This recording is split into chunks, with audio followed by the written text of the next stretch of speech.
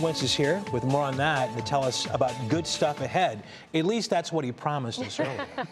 I did slip you that note, Russ.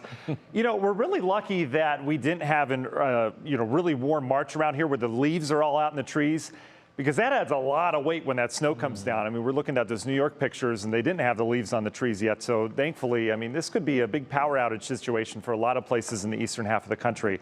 The leaves can pop out after this moves through, right? We're going to warm up this weekend. That's the big story. Until then, we're stuck with the chill. We're in the 30s and 40s outside.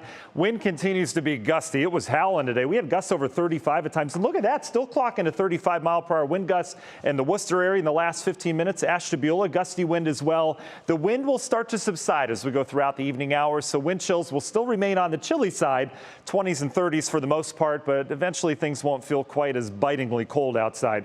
40s for temperatures. As that wind starts to subside, we'll eventually clear skies out as well as drier air comes in. Clear skies, the recipe for a cold night tonight. We'll likely get down in the low 30s, if not upper 20s in spots. Still dealing with just a smattering of these little showers that move through. They've got some snow, some grapple. Those are those little snow-covered ice balls that you have. We also have some rain mixed in there as well. All this eventually going to wind down once we lose the daytime heating. Out towards the North Canton area, Louisville seeing some decent action right now. And then the southwestern part of Stark County seeing a pretty good burst of some rain, grapple, and snow mixed. We're at the end of this, though. Low pressure pulling on out. That's the good news. And back behind it, we've got the cold air that continues to filter in. It's not just for us. Eastern half of the country, very cold. But we're starting to warm things up. This is the warming trend that will eventually expand. It'll continue to warm as that strong April sun goes on it, and that warm air is heading our way. National Design hour-by-hour forecast. We clear things out today. Beautiful start to your Wednesday morning. We should have lots of sunshine. It will be on the cold side, but wind will be light, so manageable. 50s tomorrow. How's that sound? That feels great, right? We'll have increasing clouds throughout the day. I think clouds thicken up, especially latter half of that day, but temperatures making a run into the 50s out ahead of our next system that moves in. Something about the weekends around here. Here's the weather. The last 6 weekends, we had snow, rain, cold. Chilly. Easter weekend wasn't bad, right? But it was on the chilly side of average.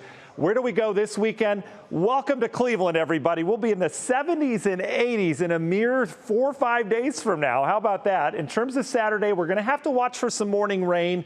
We'll clear skies out. We're in the 70s and near 80 degrees. Sunday, sun, few clouds, summery, 80 degrees. It's doable this time of year. So is snow. That's the problem with forecasting in April. Look at the warm up, the big old ridge across eastern half the country. Signs are we do turn a little bit cooler next week, though. Keep that in mind. In terms of the system, we'll say goodbye to that. Our next dose of rain arrives on Thursday. Just a weak little area of showers moves through here.